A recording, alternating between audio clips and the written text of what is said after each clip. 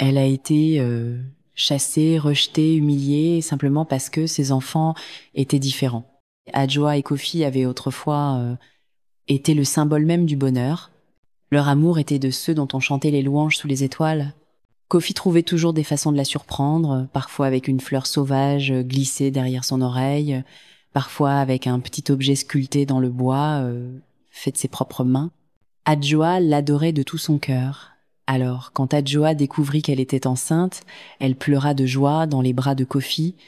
Il la souleva dans les airs, la fit tournoyer comme s'il venait de découvrir que le monde entier leur appartenait.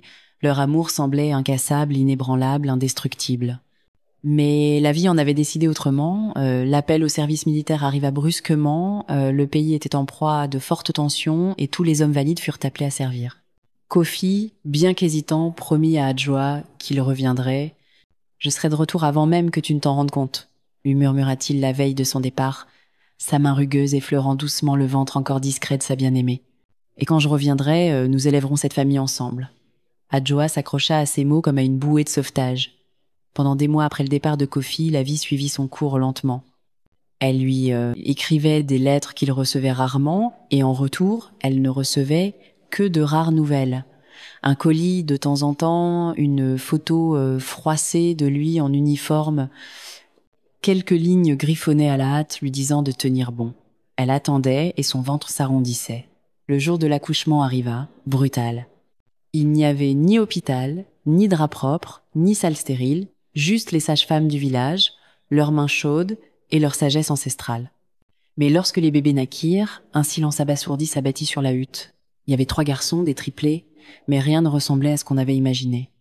Leur peau était pâle, presque ivoire, leurs cheveux fins, blonds comme le blé, et leurs yeux, lorsqu'ils les ouvrirent, brillaient d'un bleu profond comme les rivières après la pluie. Adjoa les regardait, le cœur déchiré, entre émerveillement et peur. Elle les aimait immédiatement, farouchement, mais elle savait aussi ce que les autres allaient penser.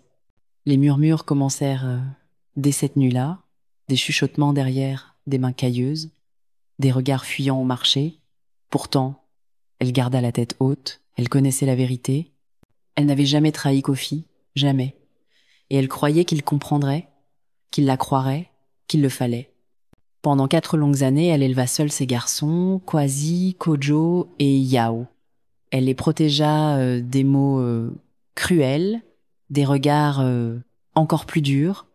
Elle travaillait sans relâche, ramassant de l'eau, nettoyant des maisons, recousant des vêtements déchirés, mais chaque pièce qu'elle gagnait était dépensée pour ses fils.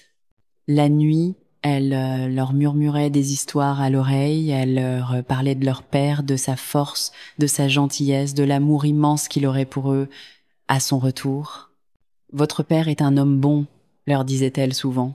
« Il vous verra, il verra au-delà des apparences, il saura que vous êtes ses fils. » Mais dans le secret de son cœur, le doute grandissait lentement. Et puis, un après-midi brûlant, la nouvelle se propagea dans tout le village comme une traînée de poudre. Kofi était de retour. Adjoa sentit son cœur s'emballer, entre espoir et crainte. Elle lava les garçons avec soin, brossa doucement leurs cheveux doux, les habilla de leurs vêtements les plus propres. Elle-même enfila une robe simple et fraîche, celle qu'elle avait gardée précieusement pour un jour spécial. Les enfants, nerveux, se tenaient en ligne devant leur modeste hutte, agrippés à sa jupe. Mais elle l'aperçut avant qu'il ne la voie, Kofi plus large d'épaules, le visage marqué par les années, une fine cicatrice longeant sa pommette.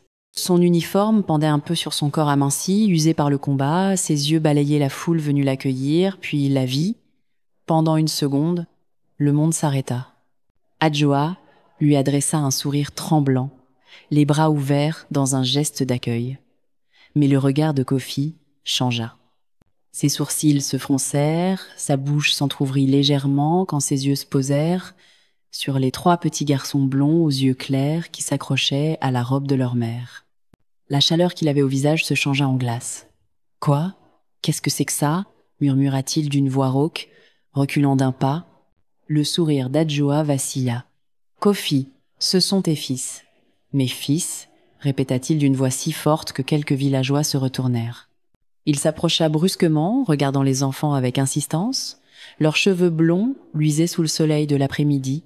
Mais comment ces enfants blancs peuvent-ils être mes fils? Hurla-t-il, la voix chargée d'incrédulité. La gorge d'Adjoa se noua. Elle tenta de lui tendre la main, mais il se déroba vivement. « Toi, tu crois que je suis un idiot ?» lança-t-il. « Pendant que je risquais ma vie pour ce pays, toi tu m'as. »« Non !» s'écria Adjoa, les larmes aux yeux. « Je te jure, Kofi, je n'ai jamais fait ça. Je te jure !»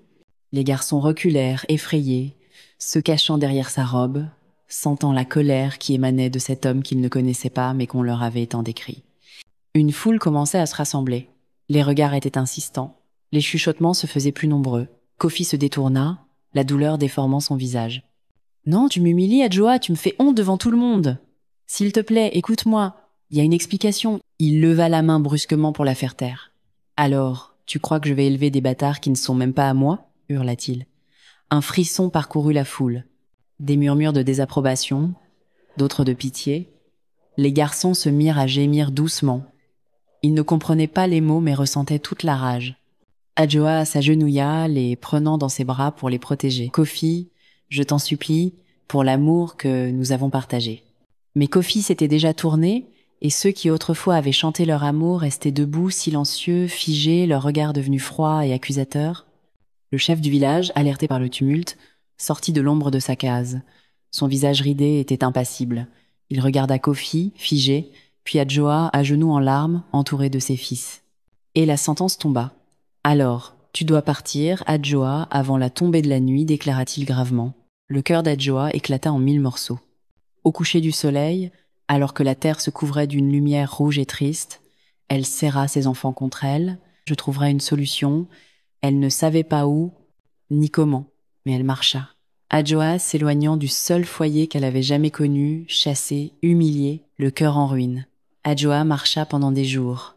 Le sol sec brûlait ses pieds nus, le soleil accablait son dos.